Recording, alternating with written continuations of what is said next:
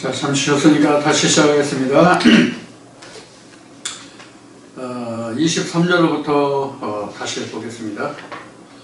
근데 이제 앞 시간에 그 사도 바울을 얘기하면서 유일하게 말씀으로 그 유대인들을 이겼다고 하는 그 인물, 성경의 인물, 그래서 이제 아볼로였는데, 아볼로 여러분들에게 그 말씀드리지 못했네요. 아볼로였습니다. 유일하게 말씀으로 유대인들을 이긴 자가 아볼로예요. 그리고 이제 사도 바울 같은 경우에는 당시에 이제 가말리엘 그 문화생으로 당시에 가장 최고의 그 신학을 한 사람 중에 하나죠.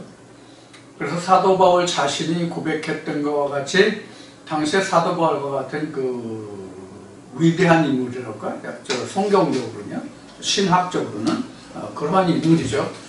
자기 고백에서 드러나죠. 조상들의 누구보다도 자기가 더 그 열심으로 그 유전을 전해놓으라고 하는 고백을 하죠.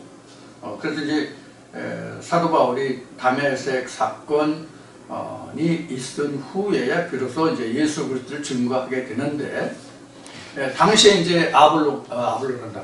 그 사도 바울이 그런 이제 그 복음 증거를 하면서 사도행전에 드러난 것을 보면, 그 다메섹 이후에 이제 그 아나니아의 하나님의 보내심 받은 아나니아의 그 안수를 받고 다시 이제 복음 말하게 되죠. 그가 다시 복음 말하게 될 때는 육신적으로 보고 그 말했다는 얘기가 아니라 영적으로 보고 말하는 걸 얘기하는 거예요. 왜 그런가 하면 그 다메섹에 그 가던 도중에 예수 그리스도의 음성과 그 빛을 보고 들었잖아요. 근데 그 바울이 되기 전에 사울 때에 그거 얼마나 예수 그리스도를 박해했어요. 그 이름조차 부르지 못하고 이름조차 부르는 자들을 그 잡아다가 유대교에 가서 그 재판에 붙였던 이제 그 송사했던 그런 인물이잖아요. 그런데 그가 대제사장의 공문을 가지고 다메섹으로 가는 중에 예수를 만나가지고 그 빛과 음성을 들었으니 그 마음속에 혼란이 얼마나 컸겠어요. 엄청났겠죠. 이게 지식이 크면 클수록, 자기가 아는 것이 많으면 많을수록, 가진 것이 많으면 많을수록 그것을 뒤집기가 그만큼 힘들거든요. 그러니까 얼마나 많은 갈등이 있었겠어요. 이것이 그가 보지 못했다는 거고 말을 못했다는 얘기예요. 그래서 아나니아를 보내서 그에게 안수했다는 것은 네가 다메섹 오는 과정에서 예수 그리스도를 만나서 그 음성과 빛을 보았는데 그것이 이렇고 저렇고 이렇다 저렇다는 말씀을 풀어주는 게 안수예요. 머리에 손을 얹었다는 말이 안수지만 그게 안수가 아니다. 그거는 진짜 안수는 말씀을 풀어준 거예요. 그가 겪은 내용에 대해서 선은 이렇고 후는 이렇다. 여기 말씀해 보면 장례사와 전에 그런 진술하는데, 사도 바울 같으면 사도 그 바울이 사울 때 어떠했던 그것을 지금 그 아나니아를 통해서 뭘 하는 거예요? 증거해 주는 거예요. 다 이렇다 저렇다. 이게 안수란 말이에요. 네가 전에는 이렇게 했잖아. 그래서 그가 그런 것을 통해서 회개하고 돌이켜서 말한 게, 내가 조상의 영접자보다 더 율법의 유전에 내가 열심히 했다라는 고백을 하면서 이런 것을 다 배설물 이러고 다 버렸다라고 고백할 수 있는 거거든요. 이게 오늘 여러분들과 함께 살펴본 이사야 말씀을 보면 이게 효가 가란 거예요. 이게 진짜 효가 가란 거라고. 그래서 바닥까지 떨어진 거예요, 이게. 이렇게 됐을 때에 비해서 우리가 하나님의 음성을 듣게 돼요. 이게 이제 이스라엘 백성들의 출애굽 여정으로 보면 지금 바울이 다메섹에서 예수의 음성과 빛을 보고 그가 벙어리가 되고 보지 못하고 했던 그 과정이 바로 뭐와 같으냐면 혀가 마른 그런 상태라고요. 그러니까 얼마나 갈등 속에 있었겠어요. 혀가 안 돌아간다는 얘기예요. 혀가 말랐다는 얘기는 말을 못하고 있다는 얘기란 말이에요. 우리가 입에 침이 충분히 고여야만 혀가 부드럽게 움직인단 말이에요. 그 앞 시간에 얘기했나? 혓바늘 돋은 거? 혓바늘만 돋아도 우리가 얼마나 힘들고 어려워요. 혓바늘 조금만 돋아도요. 그런 거란 말이에요. 근데 그 침이 완전히 말라봐요. 얼마나 뻑뻑해요. 제가 그 경험한 거 한 가지를 말씀드리면, 이제 그 나이가 들어가니까 저녁에 잘 때요, 입이 마를 경우가 있어요. 진짜 입도 안 벌어지고요, 혀가 움직여지질 않더라고요. 입이 저녁에 자다가 마르는데. 답답해서 깨보면 입이 마른 거예요. 이제 요 사이는 좀, 한동안 그러다 요 사이는 좀 괜찮은데. 바로 그런 거란 말이에요. 그래서 이제 바울로 본반 이제 그런 경우가 이제 되겠어요. 그러니까 바울 같은 경우에는 여기서 말하는 장례사, 후례사 다 말할 수 있는 사람이 됐잖아요. 그래서 이게 진짜 이제 사도 바울로 얘기하면 사도가 된 거지. 교회가 된 거. 사도가 됐다는 얘기는 교회가 됐다는 얘기고, 사도가 되고 교회가 됐다는 얘기는 하나님의 보내심을 받은 자가 됐다는 얘기예요. 그 전에는 스스로 온 자예요. 가말리엘의 가르침을 받고 바리새인이 됐을 뿐이지 그게 하나님의 보내신 자는 아니었단 말이에요. 그래서 신학을 얘기하는 거예요, 우리가. 자, 이제 그런 과정을 이제 볼 수 있고, 이제 아볼로를 얘기했는데, 아볼로가 앞에 얘기했듯이 사도 바울이 이렇게 전도 여행을 쭉 다니다가 이제 아볼로를 만나게 되잖아요. 그래서 이제 아볼로하고 이제 조회해서 아볼로가 유대인들을 말씀으로 성경으로는 이기는데 그에게 성령이 있는지를 물어봤더니 성령이 뭔지도 모르는 거야. 그래서 붙잡아다가 성령에 대해서 가르쳤잖아요.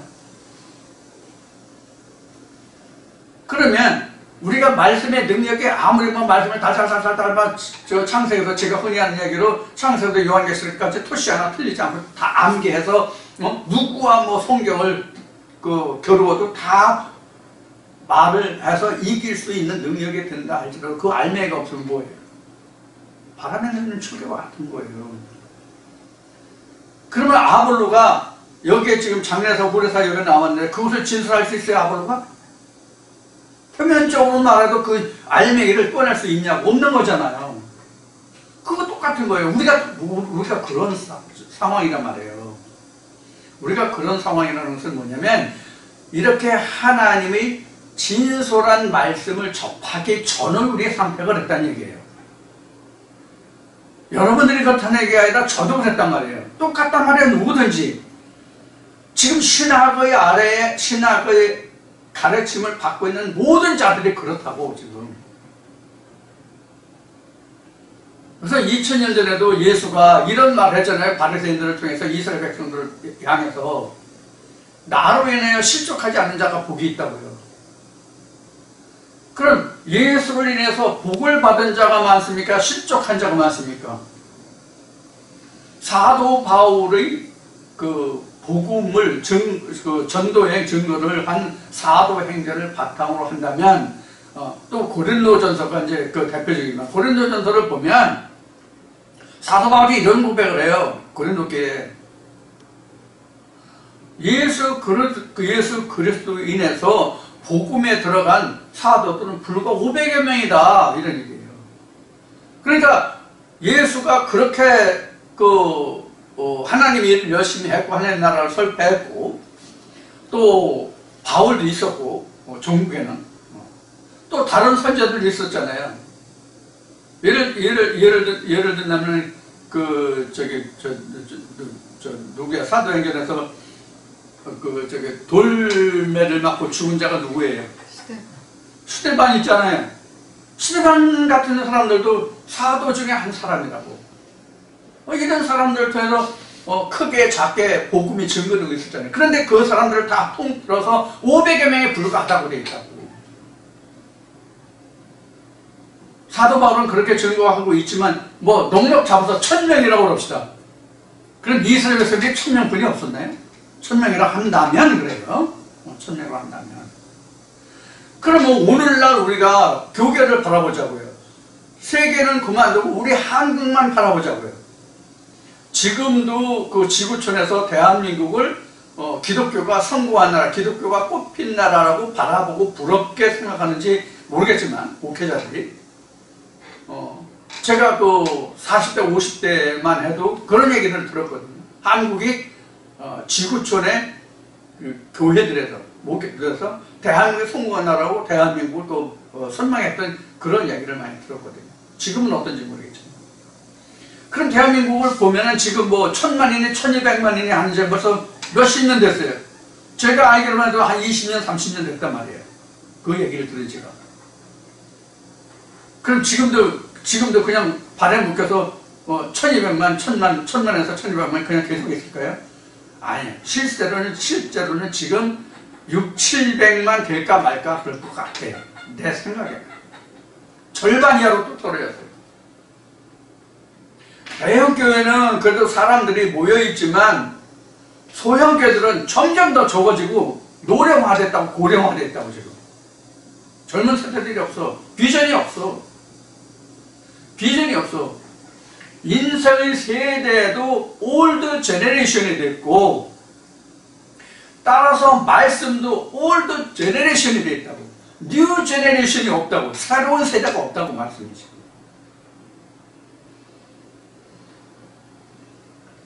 뭐 된장은 묵은 것이 좋고 간장도 묵은 것이 좋고 뭐 이런 말이 있지만 이렇게 음식 종류는 오래 묵을수록 좋을지 모르겠지만 말씀은 항상 돌고 돌아와서 성경이 오늘 말씀에도 나왔지만 샘에 솟아야 된다고 항상.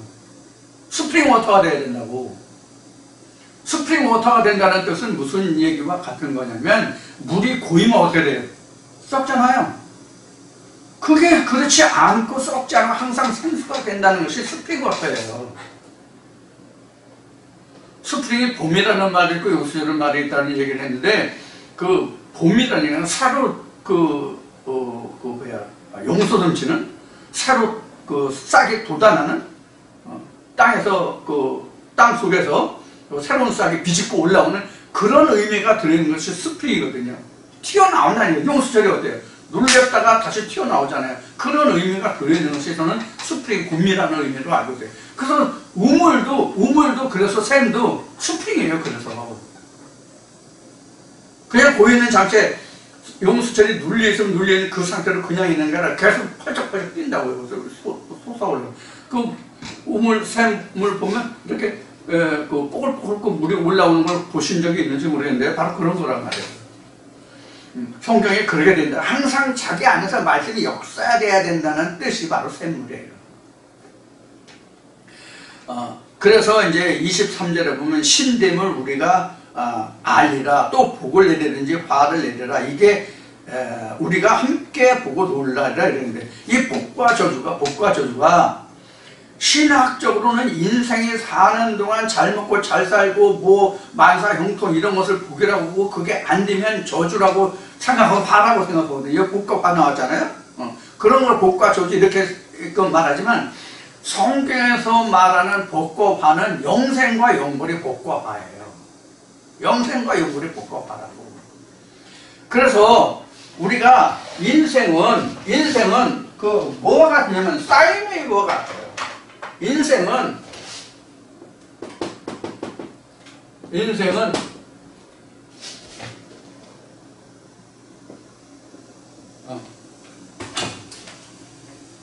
사인이 있어야 합니까?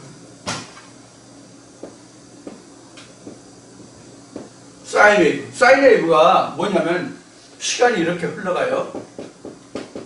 시간이 이렇게 흘러가요. 시간 T가 이렇게 흘러가요. 누구든지 출발점이 있잖아. 출발,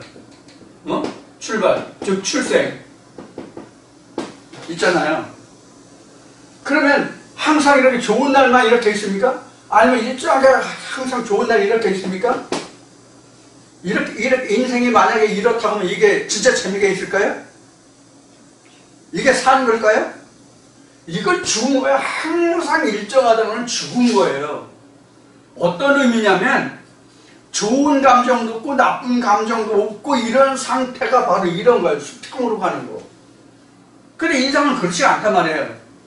사람에 따라 상황에 따라 환경에 따라 다 다르겠지만 어떤 때는 이렇게 좋은 때가 있고 어떤 때 이렇게 내려간 때가 있고 또 올라가도 뭐 막 이렇게 올라가지 않고 좀 올라갔다가 또 이러면 더 떨어질 때도 있고 이렇게 올라갈 때도 있고 이런 게 인생이란 말이에요. 이런 걸 사인 웨이브라고 해요. 근데 사실 전자에서 사인 웨이브라고 하면 정현파라고 그래가지고 일정한 이러한 그 파장을 갖는 걸 우리가 사인 웨이브라고 얘기해요. 사인 웨이브라는 것은 우리가 그 수학에서 삼각함수에 그 사인, 코사인, 뭐 탄젠트 이런 거 나오잖아요. 이거 거기에서 이제 사인이에요. 근데 이게 이제 우리 가정에서 쓰는 게 교류거든요. 교류가 이제 이런 정현파를 가져요. 이래서 이제 이것을 이제 사인 웨이브라는데 정현이라고 하는 것은 현자가 그래서 파형에 고르다는 뜻이거든요. 그래서 정현파라고 해요. 그래서 이렇지만 인생은 사실 이런 거란 말이에요. 굴곡이 있다는 얘기예요. 인생은 굴곡이 있어요. 굴곡이기 때문에 내가 나락에 떨어졌을 때는 이것을 극복하려고 내가 가진 온갖 힘을 다해서 이기려고 극복하려고 애써 노력하잖아요. 그래서 나가는 것을 자꾸 끌어올려. 밑으로 떨어지면 자꾸 끌어올려. 끌어올렸다가 어느 하다가 또 부딪혀. 그리고 다시 또 내려와. 이런 것을 반복되는 인생이 바로 인생의 삶이에요. 근데 하나님은 이게 없어요. 이렇지 않아요. 이 바닥에 가장 밑에 바닥에 여기가 지금 혀가 마름이에요. 혀 마름 여기. 이런 걸 한번 끌어올려서 여기 했으면 다시는 이 밑으로 내려오지 않겠다고요. 내려오더라도 조금뿐이 안 내려와. 여기를 이게 힘을 줘. 뭐로? 말씀으로. 그래서 하나님이 그 성경에 드러낸 예수가 말하시면은 예수가 증거하지만 내가 주는 평안과 평안을 세상에 주는 것 같지 않다는 얘기예요. 왜? 자기 속에서 이길 수 있는 힘의 원동력이 나오거든. 자기 속에서 말씀 역사에서 이제 그런 의미가 여기에 들어있어요. 그래서 이제 여기 보면 너희 신됨을 우리가 알리라 또 복을 내든지 화를 내든지 그 말 이런 거예요. 신됨이라는 것은 이게 이제 그 신이 성경에는 이제 좀 구분을 해서 말한다면 그냥 단순히 말할 때는 여기서 엘로힘이라고 말하죠. 우리가 엘로힘을 하나님이라고만 말하는데 제가 봤을 때는 엘로힘은 그냥 신이에요. 신들이에요. 그냥 신들이라고. 그 오만 신들이 다 그게 신들이야 그냥. 근데 왜 하나님의 신은 루아흐라고 해야 맞아요. 사실 하나님의 신은 빛이 되고 생명이 되는 창세를 하는 신은 루아흐야. 그러니까 엘로힘 중에서 어떤 말씀이 루아흐냐 이렇게 이제 우리가 좀 이야기를 할 수도 있을 것 같아요. 말씀은 다 똑같은 말씀이 아니잖아요. 앞에 바울 얘기했듯이, 아볼로 얘기했듯이. 자, 그래서 우리가 신됨을 알려. 그러니까 신됨을 알려는 네가 하나님의 말씀이라고, 하나님의 선지라고 말하는데 그 말씀이 어떤 말씀인지를, 어느 신의 말인지를 내가 알아보겠다 그런 뜻이란 말이에요. 그러니까 다 똑같은 신이 아니죠. 그래서 복을 내든지 화를 내든지 알아. 그 신들에게 네가 어떤 신인지. 너도 신이라고 그러지? 나도 신이야. 이런 얘기예요. 예를 들어서 예수가 그러잖아요. 너희가 하나님이라고 그러지? 하나님 아버지라고 그러지? 신이라고 그러지? 그럼 나도 그런 하나님이라고 해. 그러면 바리새인들이 말하는 하나님과 예수가 말하는 하나님하고 똑같았어요? 아니죠. 제가 이렇게 여러 동영상에 얘기했지만 바로 그거예요. 그럼 여기서 신됨을 우리가 알리라 또 복을 내든지 화를 내든지 하라고 여기서 지금 하고 있잖아요. 그러면 지금 이사야가 하나님의 입의 말씀을 지금 증거하고 대언하고 있는 거잖아요. 그럼 이게 좋은 뜻으로 한 말이에요? 아니면 나쁜 뜻으로 한 말이에요? 나쁜 뜻으로 한 말이잖아요. 너희는 신이 아니다 하고 이야기하고 있는 거잖아, 결국은요. 그러면 우리가 에레미야서에 있지만 그 성읍의 수가 사람의 수와 같고 그 성읍의 수보다 신의 수가 더 많다는 얘기를 하잖아요. 그럼 여기서 이때도 다 다 그 지도자들마다 앞에 방백이 나오는데 방백들마다 다 신이란 말이에요. 그 전하는 바가 다 다르다 그런 얘기죠. 그럼 여기서 우리가 엿볼 수 있는 게 뭐예요? 오늘날 교회들의 목사들이 다 똑같은 말 합니까?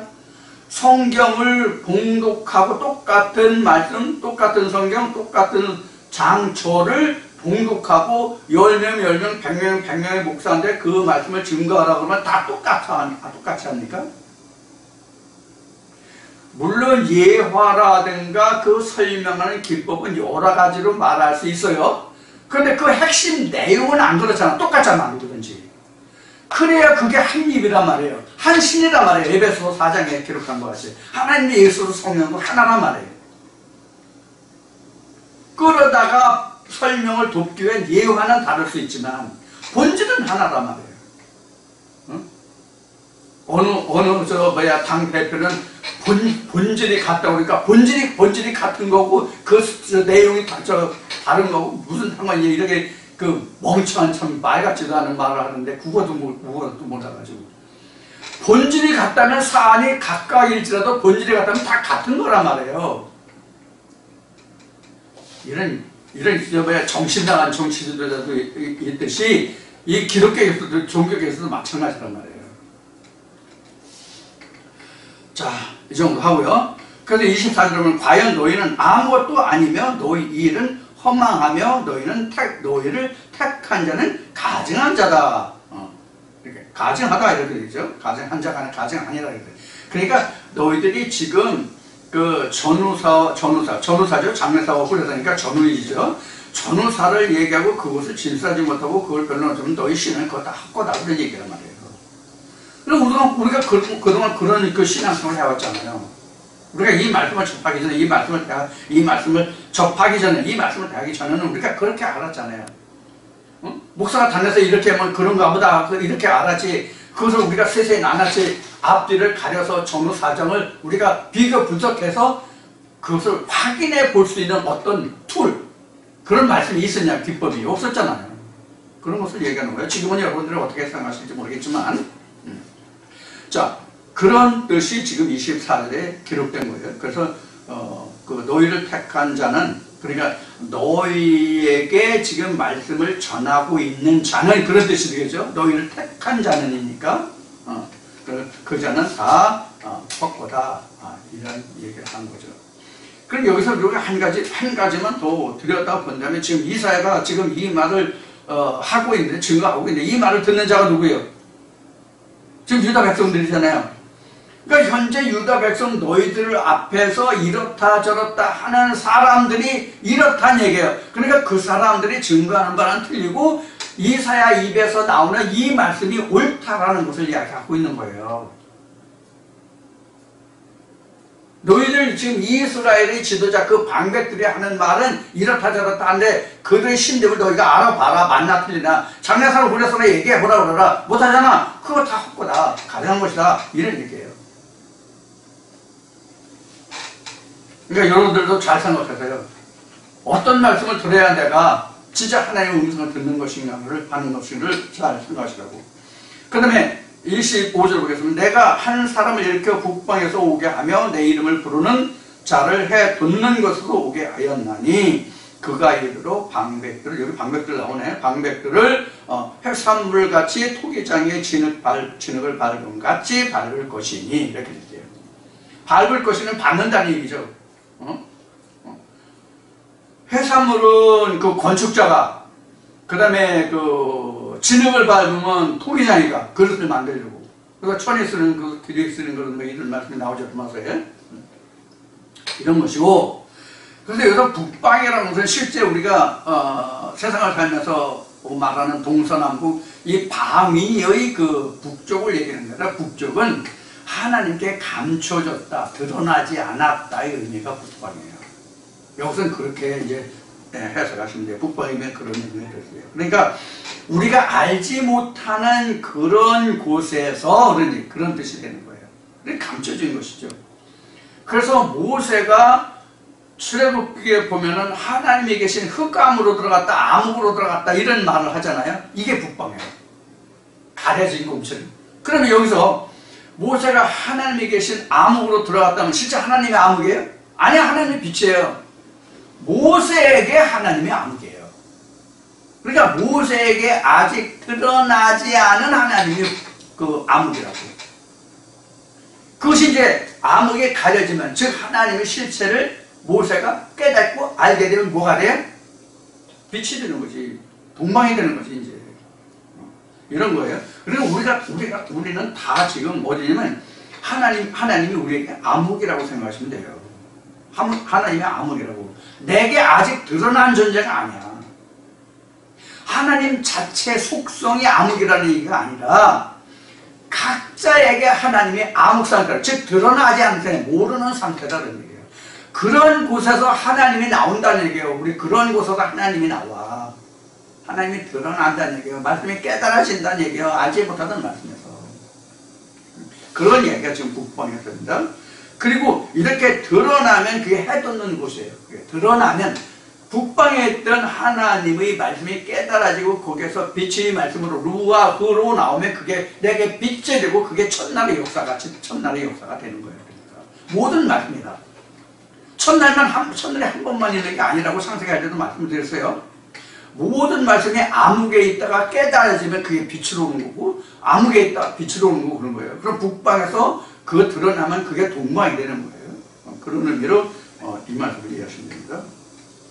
그래서 내 이름을 부르는 자를 해돋는 곳에서 오게 하였나니, 그가 해돋는 곳에서 북방에서 일으켜서 해돋는 자가 그 곳에서 오게 한 그 사람이 그 방백들을, 그러니까 이스라엘의 유다의 그 인도자들을, 지도자들을 뭐한다? 해산물같이 토기장에 진흙밟음같이 그렇게 할 것이다. 그러니 이걸 한마디로 얘기하면 개혁하겠다는 얘기죠. 그럼 뭘 개혁하느냐? 방백들을 개혁하는 것이 아니라 사실은 이스라엘 백성들을 개혁하는 거죠. 응? 이스라엘의 지도자들, 인도자들을 변화시키면 뭐가 변화돼요? 이스라엘 백성들이 변화되죠. 그래서 그 앞에는 그들이 다 뭐같이 되는, 다 쓸데없는 것들이 가장 어떻게 된다고 거기에 돼 있는 거예요. 지금 그 24절에 택한 자는 가증하다고 되어 있잖아요. 그런 것들을 얘기하는, 그런 것들을 다, 이것들을 갖다가 방백들이 하고 그거를 해산물같이 토기장에 진흙을 밟음같이 그렇게 처리할 것이다.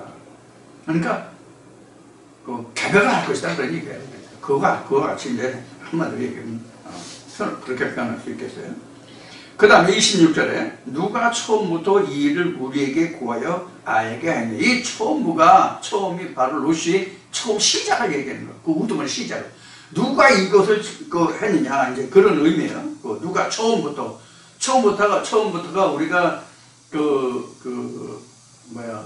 영어로 히브리어로는 로시도 나왔고요.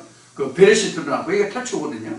로시도 그렇단 말이에요. 여기서는 이제 로시인데, 이 로시가 영어로 보면 at the first, 처음 시작할 때, at the first, 맨 처음에. 그래서 여기서 누가 처음부터 이 일을 우리에게 구하여 알게 했느냐. 이건 하나님의 선지자면 이런 일을 알게 한 자가 없다는 뜻이에요. 처음부터. 이 처음부터가 이사야 이때 당시에 처음이냐, 아니면 이사야 때만 그러냐? 그게 아니라 창세 때부터 그러한 일이 시작한 것은 하나님의 선지자만 이렇게 했다는 얘기예요. 이를 우리에게 누가 구하여 알게 하였냐? 누가 이전부터 우리에게 구하여 이가 옳다고 말하게 하였느냐? 능히 구하는 자도 없고 보이는 자도 없고 너희 말을 듣는 자도 없도다. 이렇게 여기서 구하는 자도 없고 보이는 자도 없고 이런 것은 왜냐하면 하나님의 그 정당하고 바른 옳거든 하나님의 생명의 말씀에 대해서 이렇다 저렇다 이렇게 이야기하는 자가 없었다는 얘기예요. 언제? at the first, 그 처음, 26절 처음부터, 처음 이전에 이런 말씀이 증거되는 그 처음, 그 이전에 이런 자들이 없었다는 얘기예요. 그래서 능히 구하는 자도 없고 보이는 자도 없고 너희 말을 듣는 자도 없도다. 이렇게. 내가 비로소 27절에 내가 비로소 시온에 이르기를 너희는 보라 그들을 보라 하였노라. 그들을 보라는 것은 북방에서 동방에서 오는 그들을 보라, 하나님의 선지자들을 보라 그런 얘기예요. 그런 얘기, 이르기를 너희는 보라 그들을 보라 하였노라. 내가 기쁜 소식을 전할 자를 예루살렘에 주리라. 다른 데 주는 게 아니에요. 예루살렘에만 주는 거예요. 예루살렘에만 동방에서 올라오는 북방에서 나오는 그 하나님을 보내는 선지자들의 말을 들을 자가 어디에 있다? 예루살렘에만 있다 그런 얘기예요. 그럼 예루살렘이란 뭐냐? 베레시트가 예루살렘이에요. 베레시트가 예루살렘이라고. 하나님이 법궤가 있는 곳이 예루살렘이라고. 그럼 오늘날 하나님의 법궤가 있는 곳이 어디예요? 어느 교회에 하나님의 법궤가 있냐고. 중동 이스라엘의 그 예루살렘 성전에 하나님의 법궤가 있어요? 각자의 마음에 성전 삼고 하나님이 계시다고 주께서 계시다고 찬송가 많이 부르잖아요. 그게 예수가 복음서에서 말한 이 성전을 헐어라, 건물 성전을 헐어라, 눈에 보이는 사람 지은 성전을 헐어라, 내가 3일 만에 짓는 성전을 말씀하시죠. 그 3일 만에 세우는 성전이 지금 예루살렘이에요. 그 예루살렘에 있는 자에게만 이 기쁜 소식을 전해준다는 얘기예요. 그런 사람에게만. 다른 사람은 이게 복음이 안 돼요. 기쁜 소식이 안 돼요. 예루살렘에 된 자에게만 이게 복음이 되고 기쁜 소식이 되는 거예요. 복음이라는 게 기쁜 말이 기쁜 소식이잖아요. 기쁜 자의 소리잖아요. 자, 그런 의미가 지금 여기 27절에 지금 내가 기쁜 소식을 전할 자를 예루살렘에 준다는 얘기예요. 지역적인 어느 지경을 얘기하는 그런 예루살렘이 아니에요. 각 사람마다 하나님의 성전 삼고 계시는 그 마음의 중심, 하나님의 온전한 법궤가 있는 그 마음의 중심이 이루어진 자, 하나님의 말씀으로 이루어진 그 자에게만 이런 복음이, 기쁜 소식 복음이 전해진다 그 얘기예요. 그러니까 이게 우리가 하나님의 음성, 하나님의 말씀을 듣는다는 이 자체가 이게 적은 게 아니에요. 하나님의 음성을 듣는다는 이 자체가 좋은 게 아니라니까요. 굉장히 큰 거예요. 굉장히 큰 거예요. 근데 우리가 여기서 이제 복음을 듣는다는 것에서 이제 앞에 장례사, 후례사, 여기서 이제 사도 바울 얘기를 했잖아요. 사도 바울은 고린도전서 12장부터 14장까지 은사록을 기록하고 있잖아요. 은사를 말하는데 우리가 이 은사에 속해 있는 사람들이 굉장히 참 힘든 그런 것을 많이 봐요. 마음 아픈 것을 많이 봐요.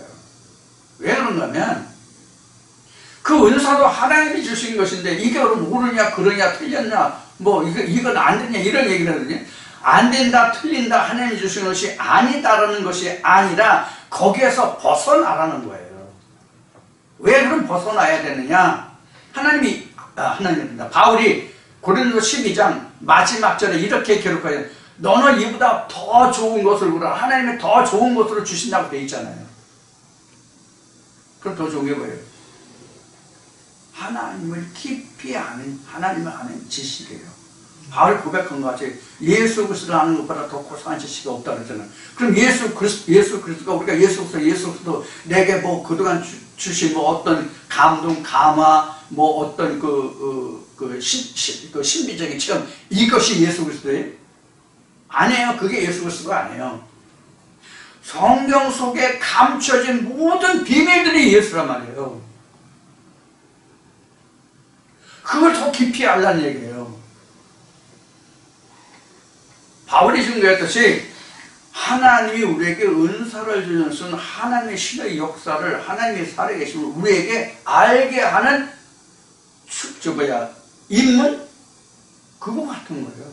그거 외에 다른 것도 아니에요. 그래서 13장에서 거울과 깨진 것을 얘기하는 거예요. 거울과 실상을 얘기하는 거란 말이에요.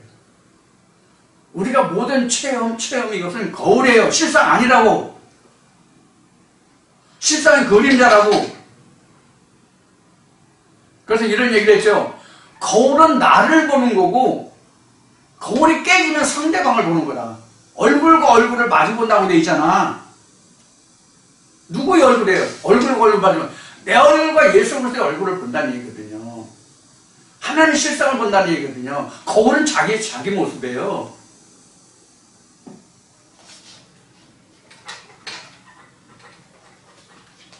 이걸 이해 못하는 분들이 굉장히 많아요. 이것도 하나님이 주신 건데 이거 안 그러면 하나님이 아니에요. 이렇게 그게 아니란 얘기예요.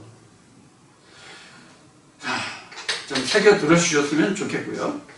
그래서 다시 28절로 가면 내가 본즉 한 사람도 없으며 내가 물어도 그들 가운데 한 말도 능히 대답할 모사가 없도다. 뭐에 대해서? 하나님의 신의 역사에 대해서, 전후와 후레사를 대해서, 그리고 누가 이걸 이전부터 처음부터 누가 이런 일을 행하였는지 대해서, 하나님의 일의 그 결국에 대해서, 그거 결국 나왔나? 결국에 대해서 이런 것을 얘기할 자가 없다. 얘기할 자가. 여기서 모사가 없다는 얘기는 이 사람에 가서 이쪽에 가서 저 사람 저쪽에 가서 서로 뭐 이간질하고 말 붙여가지고 싸움 붙이고 자기 어떤 그 이익을 구하고 자기를 나타내고 드러나는 이런 모사를 얘기하는 게 아니에요. 성경에서는요. 여기에서 모사는 하나님의 말씀의 증거자를 모사라고 하고 있어요. 하나님의 말씀의 증거자가 모사예요. 카운슬러예요. 이스라엘 백성들에게 하나님의 이러이러함, 전에는 이렇게 하셨고 장차 이렇게 되고 이런 것을 증거하는 자가 누구냐면 카운슬러, 모사, 선지자를 얘기하는 거예요. 하나님의 말씀의 선지자. 이게 모사예요. 우리가 세상에서 모사는 저 사람 저거 모사꾼이야. 저거 말쟁이야. 그래서 저 사람 말을 못 믿어. 저거 모사를 부리고 다니고 여기 가서 속닥거리고 저기 가서 속닥거리고 이간질하고 저거 모사꾼이야. 이런 얘기들 우리가 많이 하잖아요. 근데 성경에서 모사는 진짜 죽은 뜻이에요. 하나님의 선지자가 모사예요. 하나님의 선지자가 모사꾼이에요. 왜 모사꾼이냐? 하나님과 이스라엘 백성들 간에 뭘 해줘요? 중을 해주는 거예요. 그래서 성경에서 가장 큰 모사꾼은 모세와 예수예요.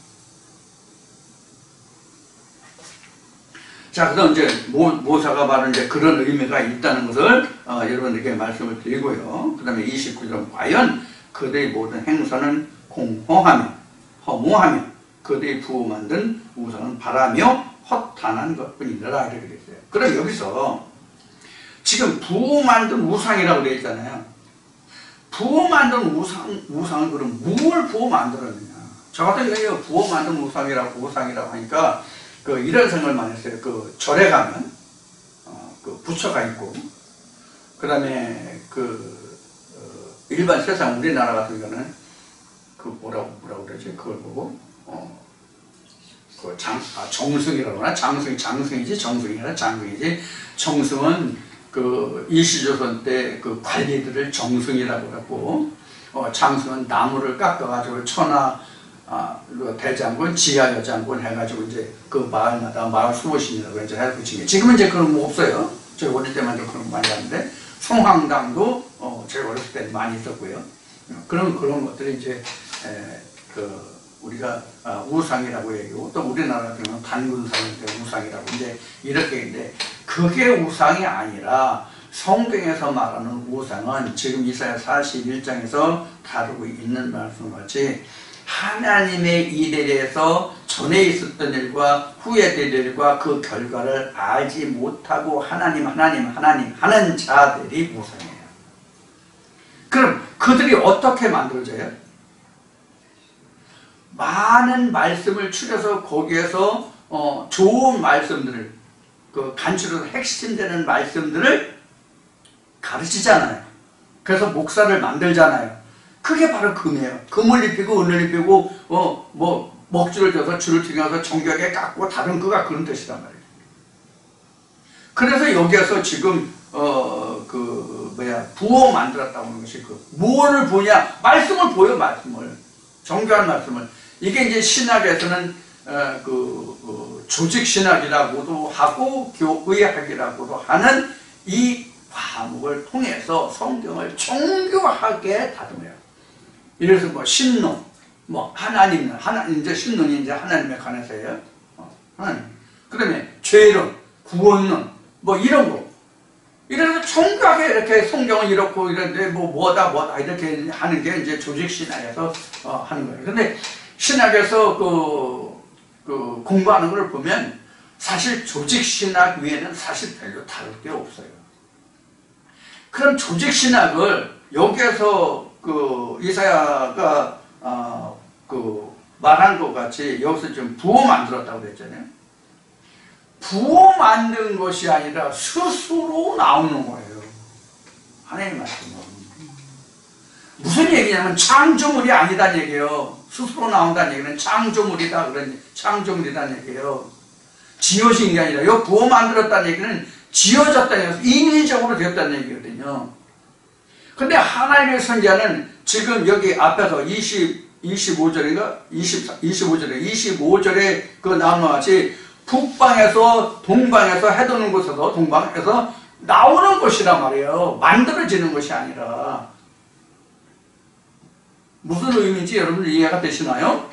그런 의미가 여기에 들어있는 거예요. 그러니까 하나님이 너의 신됨을 우리가 알리라라고 23절에 지금 기록하는데 이게 바로 너희가 부호 만든 것인지 북방에서 해뜨는 것으로 왔는지를 내가 알아보겠다는 뜻이 여기 들어있다고. 근데 우리는 이런 생각 안 하잖아. 교회 가면 목사의 설교를 들으면서 다 하나님께로서 보낸 하나님의 종의 말씀, 즉 하나님의 말씀의 대언자라고 생각하지, 그가 부호 만든 우상인지 북방에서 해돋는 곳에서 온 자인지, 즉 하나님의 보냄을 받은 자인지 이걸 우리가 생각하고 그동안 신앙생활 하셨냐고. 저는 아니거든요. 저는 아니었다고. 다 하나님이 보내신 주의 종이라고 생각했지. 교회 목사는 다 하나님이 보내신 주의 종이라고 생각했지 이렇게 생각을 해본 적이 없다니까. 제가 말씀에 붙들려가지고 앞 시간에도 얘기했듯이 처음에 그 앞에 그 혀가 마른다는 그 말씀에서 이야기했듯이 제가 그때 그 상황을 보면 이 말씀이 이해가 돼요. 그 전에는 다 주의 종이야. 하나님의 종이야 다. 그래서 내가 하나님께 기름 발리는 하나님의 종인데 네가 함부로 까불어 네가 나를 어쩌면 뭐 저주받고 이런 게 얼마나 두려워했습니까? 여러분들은 아닌가요? 근데 이 말씀에 기록되는 거지. 그것도 아무것도 아니야. 네가 복을 붙고 저주를 해봐라. 내가 신dem을 보리라. 한번 해봐. 열왕기상같이 그 하나 열왕기상 18장에 나오잖아요. 갈멜산의 역사. 바알의 선지자들한테 엘리야가 뭐라 그래? 야, 더 부르죠. 네가 부르는 그 상관의 신이니까 혹여 외출했는지 주무시는지 뭐하는지 모르니까 더 크게 부르려. 그래 그들이 어떻게 해? 신이 자기 몸을 해할 때까지 했다고 그랬잖아요. 바로 그런 거예요. 그래서 너 신됨을 내가 보리라 아니라. 이게 좋은 말이에요? 조롱하는 거야, 조롱하는 거. 그러니까 뒤에 해산물 같이 토기장이가 진흙을 밟은 같이 그렇게 한다고 한 거예요. 아무것도 아니란 말이야, 하나님 앞에는. 그런데 우리가 이 말씀에 들어오기 전에는 얼마나 그들을 두려워하고 진짜 하나님 같이 섬겼냐고. 아무것도 아닌데. 바람에 날리는 초계 같은데, 해산물 같은데, 토기장의 진흙과 같은데. 자, 우리가 이제 세상 말에서도 그 아는 것이 힘이다라는 말이 있잖아요. 아는 것이 힘이다라는 말이 있듯이 우리도 그 믿음 안에서도 하나님 말씀 성경을 알지 못하면 우리가 두려울 수뿐이 없어요. 전에도 이제 앞에 말씀을 드렸듯이 그래서 하나님의 백성들은 하나님의 징조에 대해서 두려워하지 않거든요. 하나님 두려워하지 말라고 그러세요. 그런데 이방인은 두려워한다고 되어 있잖아요. 하나님의 백성이 두려운 존재가 아니다 말이에요. 도우시는 자지. 복을 주는 자지 우리에게 화를 주거나 저주를 하는 자가 아니란 말이에요. 하나님은. 그럼 화가 누구에게 있어요? 인간에게 있어요? 자기에게 있어요? 하나님 자체는 복이라고. 하나님 자체는 복인데 인간 스스로가 하나님을 복과 저주 중에서 화 중에서 화를 택하는 거야. 자기 스스로가. 이게 무슨 뜻인지 여러분 잘 생각해 들으셔야 됩니다. 겪어보면 알아요. 경험해보면 알아요. 이게 무슨 뜻인지.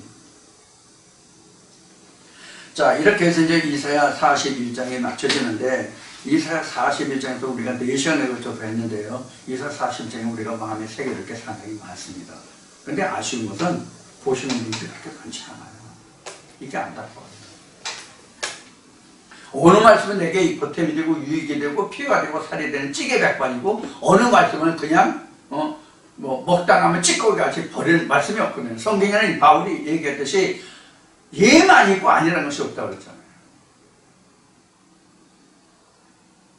그래서 전에도 말씀드렸듯이 우리는 편식이 너무 심해. 편식이 심하다는 것을 오늘 말씀으로 비유해서 설명합니다. 목이 가라지 있죠. 혀가 가라지 않아요. 혀가 마르지 않아. 그래서 나는 이건 알아. 아, 이건 안 들어도 돼. 이건 커. 이건 작어. 이런 판단을 스스로 하는 거예요. 들어보면.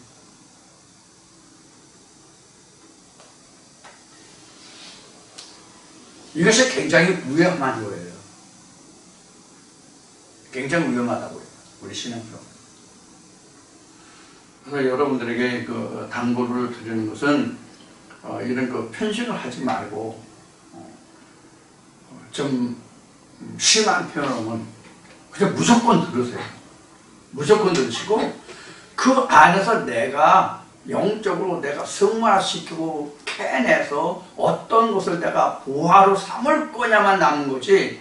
아, 이 말씀은 들어도 이건 전혀 들었고 이건 크고 이건 작고 없어요. 하나님의 말씀은 크고 작은 게 없어요. 이런 것을 여러분들이 꼭 명심하셔서 말씀을 좀 제가 이제 당부드리는 게 마음을 기울여서 좀 깊이 있게 마음을 기울여서 들어달라는 그런 이제 멘트를 이제 붙이는데, 이건 우리가 진짜 항상 명심해야 될 일입니다. 그래야만 내가 사막에서 샘물이 터지고 생명이 나오고 각종 나무가 심어지고 성전이 세워지는 그런 일이 각자 안에서 일어납니다. 여러분들이 이렇게 뭐 간단하게 드리는 별거 아닌 것 같은 말을 드리더라도 이 말씀을 잘 들으시고 청중하신다면 좋은 하나님의 역사가 여러분 마음속에서 일어날 겁니다. 자, 오늘 여기서 모두를 마치고요. 다음 주에 다시 뵙겠습니다. 오늘 영님 마시고 다음 주에 뵙겠습니다.